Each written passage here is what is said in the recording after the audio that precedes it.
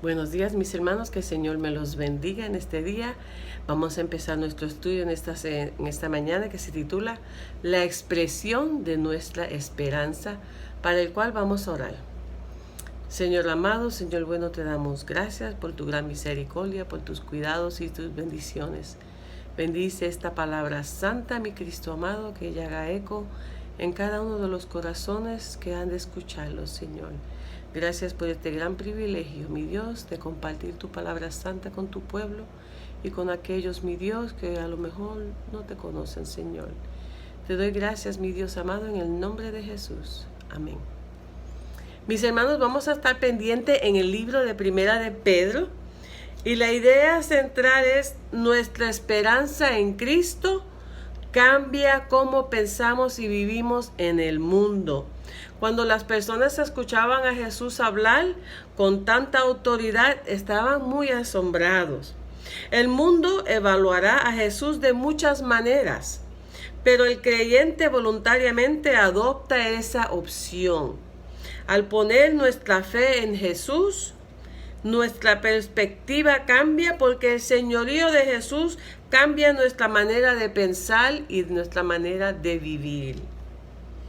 En Primera de Pedro, el apóstol revela una verdad fascinante para los seguidores de Cristo.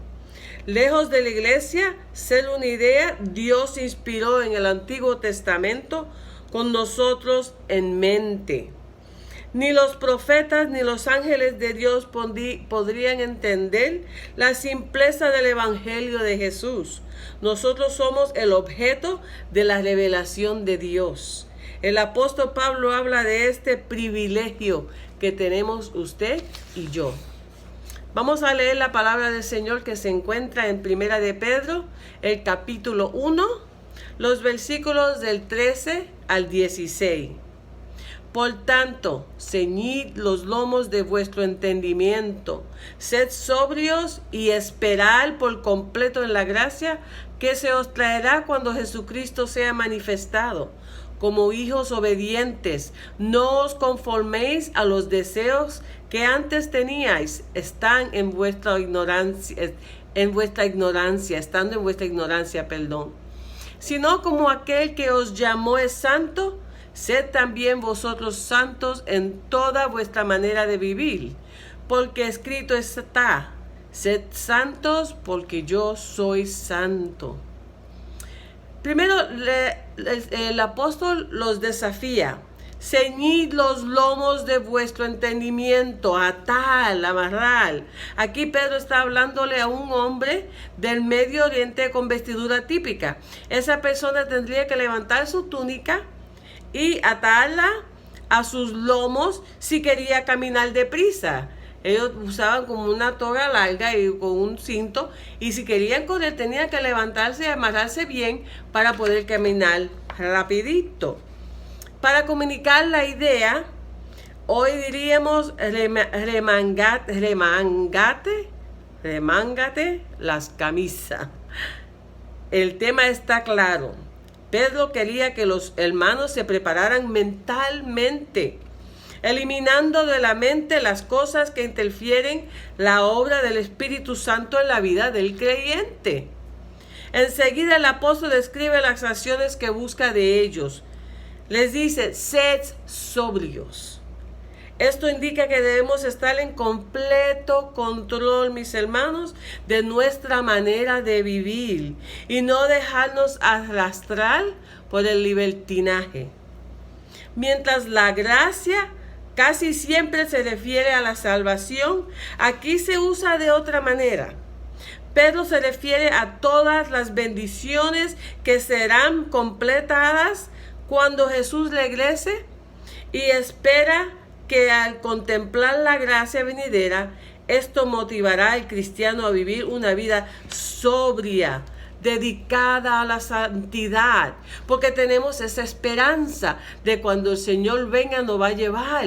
Él viene por su iglesia otra vez, mis hermanos, y esa es nuestra esperanza, y tenemos que vivir con esa esperanza en mente y en nuestro corazón y en nuestro espíritu, y el Espíritu Santo nos llena y nos da ese sentir de positividad y de mantener el control de nuestras vidas fieles al Señor. Pedro reta a los cristianos a ya no ser conformados a la ignorancia espiritual en la cual, saben, estábamos antes de Cristo. Antes del Señor Jesús éramos ignorantes. Ahora no, cuando el Señor vino a nuestras vidas y nos llenó con su Espíritu Santo, mis hermanos, ya no somos ignorantes, no podemos seguir en ese mismo andar del mundo. Pedro nos recuerda que antes vivíamos en la ignorancia, dominados por las pasiones carnales del mundo. Esto ya no tenía cabida en la vida de un cristiano. El primer paso en la nueva vida en Cristo es rechazar esa vida de desobediencia. ¿Por qué? Pero, ¿qué ponemos en su lugar? Para Pablo esto necesitaba la renovación y la transformación de la mente redimida. Cuando usted recibe al Señor en su corazón, ya no puede vivir la misma manera. Cambia todo, el Señor restaura y cambia todo, hasta nuestro pensar, nuestro hablar, nuestro vestir, cambia todo y somos una nueva criatura en Cristo. Pedro está de acuerdo, pero lo expresa de una manera diferente. Pedro los reta a ser también vosotros santos en toda vuestra manera de vivir. Y no quiere decir que vamos a andar con una areola en la cabeza y no decimos nada. No, mis hermanos. Al revés, es un andar en el Señor. Es un andar en Cristo. Una manera de vivir. Siempre pensando en que el Señor está viéndonos y Él está mirando cómo pensamos, cómo hablamos y cómo actuamos. En el Antiguo Testamento muestra que la santidad se extendía a los asuntos cotidianos de la vida. La comida, el corte del pelo, hasta la vestidura. Los judíos, acuérdense que los judíos en el Antiguo Testamento, ellos era santidad, se sentían santos y dejaban de comer ciertas cosas y comían unas cosas y vestían de una manera. Para ellos eso es lo que era santidad. La santidad tenía relevancia en todos los aspectos de la vida y Pedro desafía a los creyentes a aplicar la santidad de una manera más amplia. Para Pedro, esta santidad no era posible aparte de aquel que refleja la santidad perfecta, Jesús. La palabra santo o santidad significa algo consagrado o separado para ser usado exclusivamente para Dios y por Dios. En el Nuevo Testamento todos los miembros de la iglesia son santos. Decimos que la iglesia somos los santos. Son diferentes porque han sido separados del resto de la humanidad para el servicio y el culto de Dios. La paciencia cristiana tiene una cualidad espiritual. El ser paciente en el Señor es una cualidad muy especial, mis hermanos. Es la esperanza constante en nuestro Señor Jesucristo. Tener esa esperanza constante. No que hoy sí tengo esperanza y mañana no. Es algo que es continuo en nuestro andar en el Señor. El retorno, eminente de Cristo, la esperanza preciosa del creyente, y es también un gran incentivo, una motivación para el creyente, el saber que Cristo viene por usted y por mí. Eso nos debe de animar, de estimular. ¿Para qué, mis hermanos? Para seguir en la santidad, en el andar en el Señor. Vamos a seguir leyendo en Primera de Pedro, el capítulo 1, y vamos a leer los versículos 17 al 21. Y la palabra del Señor dice así: Y si invocáis por Padre a aquel que sin acepción de personas juzga según la obra de cada uno, conducíos en temor todo el tiempo de vuestra peregrinación, sabiendo que fuiste rescatados de vuestra vana manera de vivir, la cual recibiste de vuestros padres, no con cosas corruptibles, pero como oro y plata, sino con la sangre preciosa de Cristo, como de un cordero sin mancha y sin contaminación, ya destinado desde antes de la fundación del mundo, pero manifestado en los postreros tiempos por amor de vosotros, y mediante el cual creéis en Dios, quien le resucitó de los muertos y le ha dado gloria, para que vuestra fe y esperanza sean en Dios. Qué palabras más maravillosas, mis hermanos.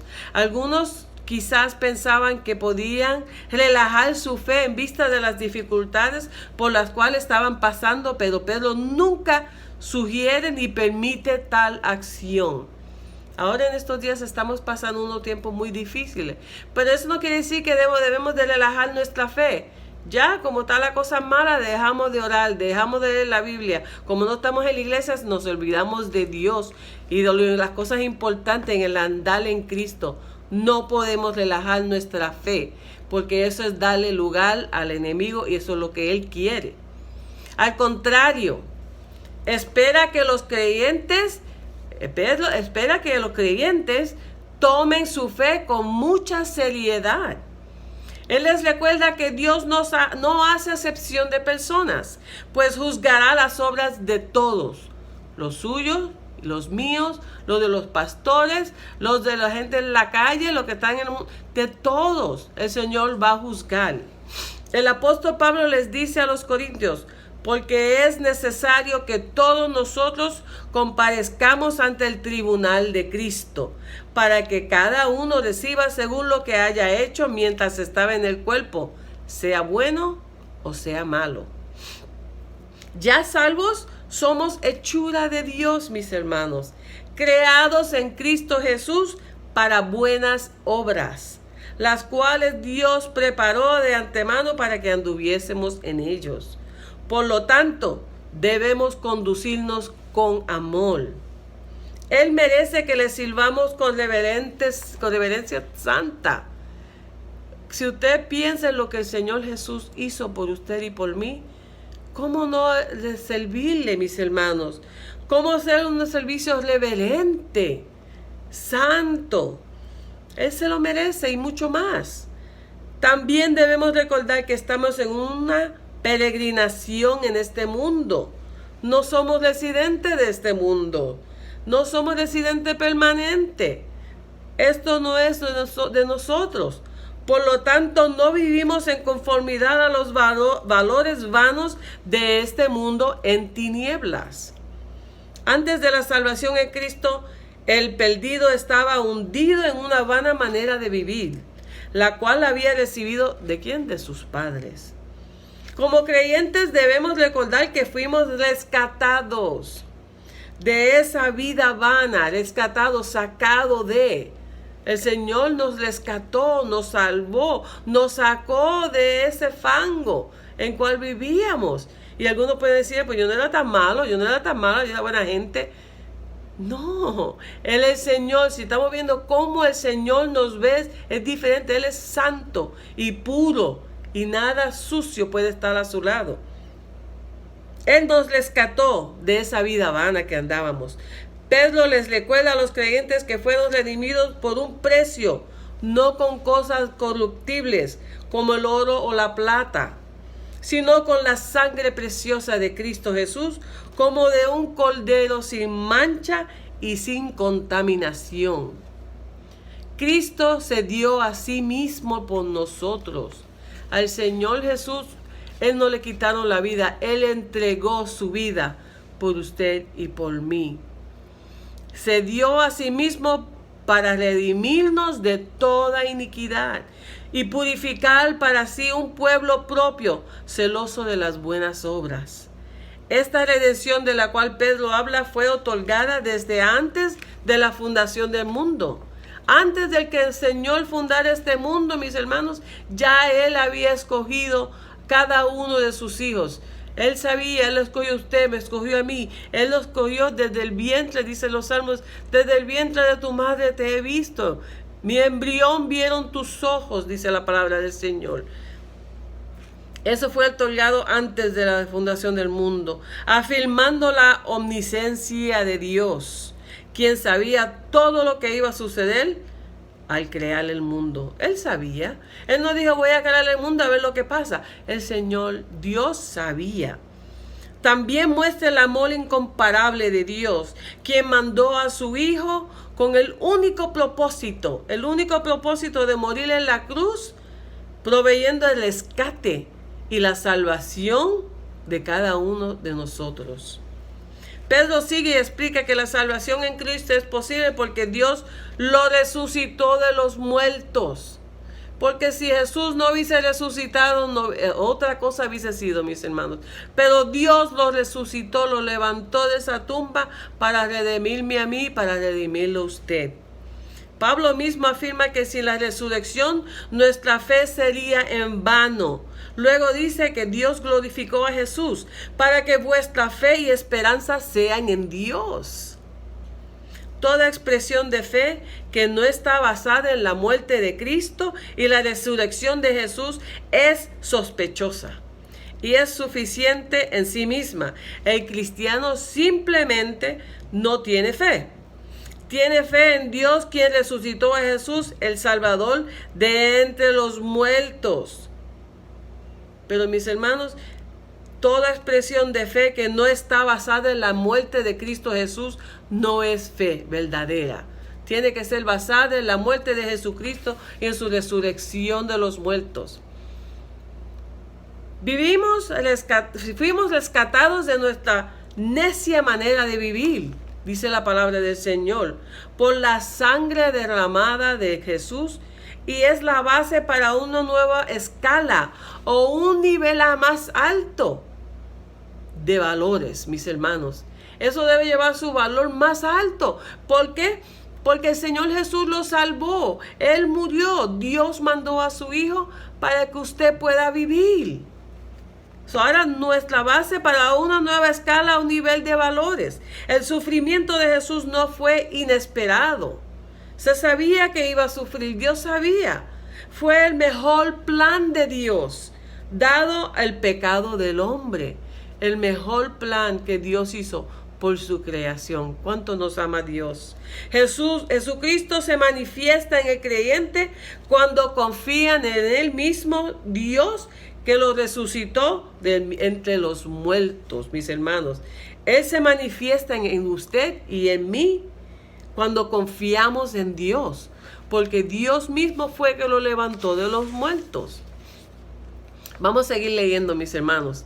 En Primera de Pedro seguimos, capítulo 1, versículos 22 al 25, y la palabra del Señor dice así: habiendo purificado vuestras almas por la obediencia a la verdad mediante el Espíritu, para el amor fraternal no fingido, amaos unos a otros entrañablemente, de corazón puro, siendo renacidos, no de simiente corruptible, sino de incorruptible, por la palabra de Dios que vive y permanece para siempre.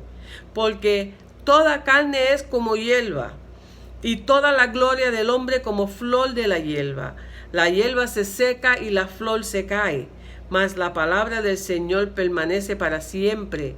Y esta es la palabra que por el Evangelio os ha sido anunciada. El apóstol Pedro sigue recordándoles que habían sido purificados por la obediencia a la verdad, mediante el Espíritu. Esto se oye como algo que sucede en lo interno del alma. Y es así. Cristo dijo que el Espíritu Santo es como el viento que sopla de donde quiere y oye su sonido, mas ni sabe dónde viene, ni de dónde va, ni a dónde va. Mientras la obra del Espíritu es recondita, sus efectos son palpables, resultando en el amor fraternal no fingido. La obra del Espíritu Santo no se ven, pero se palpan, se siente. ¿Para qué? Y nos impulsa y nos mueve para amar. Y para amar no un amor falso, sino un amor genuino, fraternal, no fingido. Pedro quería que en tiempos de prueba se consolaran los unos a los otros. Con esto en mente, los amonesta: amaos unos a otros entrañablemente de corazón puro. Esto era posible porque habían renacido, simiente incorruptible. Hacer renacido una nueva criatura, mis hermanos, esto es posible. El cristiano ha nacido de nuevo, de simiente incorruptible. Renacido de nuevo para reforzar que este nuevo nacimiento sucedió en el pasado cuando creyeron por primera vez, pero que continúa hasta el momento presente. Por lo tanto, el que es renacido mediante el Espíritu nunca muere. Cuando usted es renacido a través del Espíritu, usted nunca va a morir. Por eso Juan dice: nosotros sabemos que hemos pasado de muerte, de nuestra vida, en que amamos a los hermanos. Cuando usted ama a su hermano de corazón, de verdad, mis hermanos, sabemos que ya usted es una nueva criatura. Usted no va a morir. Sí, la carne es donde esto se muere, porque esto lo que anda, esto es lo que lleva nuestro espíritu, que nos dio el Señor, el soplo de vida. Pero cuando el Señor nos llame a su presencia, mis hermanos, cerramos los ojos y estamos aquí, al momento estamos allá. ¿Y qué gloria sería esa? Mis hermanos, cerrar los ojos y abrirlo allá. Y eso es lo que va a pasar para el creyente. Es renacido mediante el Espíritu y nunca muere. Juan sabía que la demostración genuina del nuevo nacimiento por el Espíritu era poder para amar con el amor de Dios. Pedro lo ve de la misma manera. Cuando usted es nacido en el Señor y su cambio es genuino y su conversión es verdadera, mis hermanos, el poder que usted recibe a través de ese Espíritu, el poder de poder amar como Dios ama. Ese amor que Dios nos ha dado a través de su Espíritu. El apóstol Pedro establece una relación directa entre el simiente incorruptible y la palabra de Dios. Mientras Jesús es reconocido como el Verbo de Dios y la Biblia es la palabra inspirada y eterna de Dios. Es probable que aquí Pedro se refiere específicamente a la proclamación del Evangelio. Este Evangelio vive en el sentido que está activo en el creyente. El Evangelio vive, mis hermanos, porque vive en usted y en mí. Cuando expresamos amor, cuando compartimos la palabra del Señor, cuando damos buen testimonio. Eso es lo que pasa. Activamos el Espíritu, dejamos que Él nos mueve y nos use. También permanece el sentido que nunca pierde su fuerza. Cuando usted deja que el Espíritu Santo cambie su vida y le deje trabajar en su vida, no va a perder nunca su fuerza. El periódico es un diario por una buena razón. Tiene una vida limitada de unas cuantas horas. La nueva edición hace el periódico de ayer obsoleto. Pero el Evangelio, las buenas nuevas de salvación, nunca deja de ser relevante. Ante Dios, toda carne es como hierba. Perdón. Y toda la gloria del hombre como flor de la hierba. El profeta señala la estadía temporal de la hierba y la flor del campo. La vida es efímera. Y los logros del hombre natural son pasajeros. Porque un día son y otro día es otra cosa, mis hermanos. Empezamos el año de lo más bien y a dónde estamos hoy. No sabemos lo que el mañana va a traer. Inevitablemente llega el momento cuando la hierba se seca y la flor se cae. Enseguida Pedro crea un contraste, mas la palabra del Señor permanece para siempre, estableciendo la verdad que aún en los momentos de tribulaciones, así como estamos pasando estos días, la obra que el Evangelio había hecho en su vida no perdía fuerza y su validez. No deje que las tribulaciones y las dificultades haga que se pierda ese Evangelio que está dentro de usted, ese espíritu, que no pierda su validez. Todo eso fue posible por la palabra del Evangelio que fue anunciada a usted y a mí. cuando la conversión del creyente es genuino, ha sido cambiado verdaderamente, purificados, este cambio de corazón produce amor fraternal no fingido, cuando es de veras, renacido por la palabra de Dios, que durará más que todos los fenómenos naturales. La palabra del Señor va a ser para siempre y durará más que cualquier fenómeno natural. Y esta es la palabra que da significado a su fe y a la mía. La palabra de Dios, que no es una cosa que un día está, no, es para siempre y debe de estar en nuestros corazones. Debemos de llevarnos en nuestras mentes y en nuestras vidas, andar con esa palabra. ¿Por qué? Porque esa palabra nos va a dar poder para poder amar hasta aquellos que no nos aman. Mis hermanos, que el Señor me los bendiga, que el Señor me los guarde. Por favor, no pierdan la fe. Los tiempos son difíciles, pero Dios es mucho más poderoso que todo esto. Y Él está en usted a través de su Espíritu Santo, si usted verdaderamente ha recibido al Señor Jesucristo en su corazón. Y si no, recíbalo. Pídale que le perdone sus faltas. Pídalo que le cambie, que entre en su vida y que cambie su andar. Porque Él viene, mis hermanos, y tenemos que estar preparados. Iglesia, el Señor viene por su novia, que es su iglesia, y quiere su iglesia intachable, limpia y con su vestido blanquito. Que el Señor me los bendiga, los extraño mucho, pero les amo en el Señor. Oren por su iglesia para que cuando todo esto pase nos podamos reunir a alabar y adorar al Señor. Por tanto, vamos a ver los estudios, vamos a alabar en nuestras casas, con nuestras familias, y vamos a darle gracias al Señor en medio de la prueba de tener gozo. Que el Señor me los bendiga. Lindo día.